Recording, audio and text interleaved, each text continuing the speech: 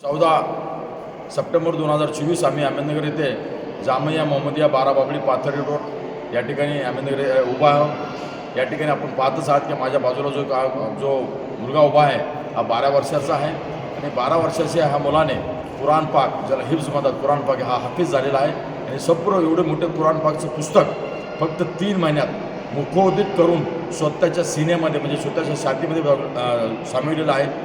आज हा मुलगा कुराण पाकची कुठलीही आयात कुठल्या पानवर कसे प्रकारे त्याचं वाचन केलं जातं ते तपशीलवार तो सांगू शकतो। म्हणजे परमेश्वराची फार मोठी एक आजोबा म्हणतो त्याला, एक फार मोठी कृपा आहे परमेश्वराची की फक्त 3 महिन्याच्या एका कमी अवधीत ह्या मुलाने कुराण पाक संपूर्ण एवढं मोठं पुस्तक एक मुखोदित केलेलं आहे, त्याच्या स्मरणशक्तीमध्ये राहिलेलं आहे आणि हे नक्कीच आमच्या अहमदनगर शहरवासियांसाठी ही फार मोठी एक चांगली भेट आहे परमेश्वराची की एवढ्या कमी वयात म्हणजे 12 वर्षामध्ये त्याने 3 महिन्यामध्ये कुराण पाक संपूर्ण पाठ करणे।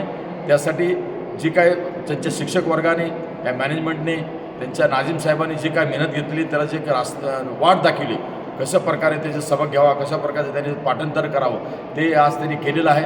आम्ही सर्व अहमदनगरवासी या मुलांना शुभेच्छा देतो। त्याचबरोबर इथल्या बाराबावळीच्या मदरशांच्या शिक्षक वर्गांना, याच्या नाझीम साहेबांना, याच्या व्यवस्थापकांना, यांच्या ट्रस्टींना आम्ही शुभेच्छा देतो। असेच ह्याच्या प्रकारे एक परमेश्वराने सर्व जगासाठी, सर्व मानव जातीसाठी उतरवलेले जे कुराण पाक पुस्तक आहे ते अशाच प्रकारचे त्यांनी एका एका मुलाच्या सिनेमध्ये म्हणजे छातीमध्ये पाठांतर करून समावे अशी मी परमेश्वराकडे प्रार्थना करतो।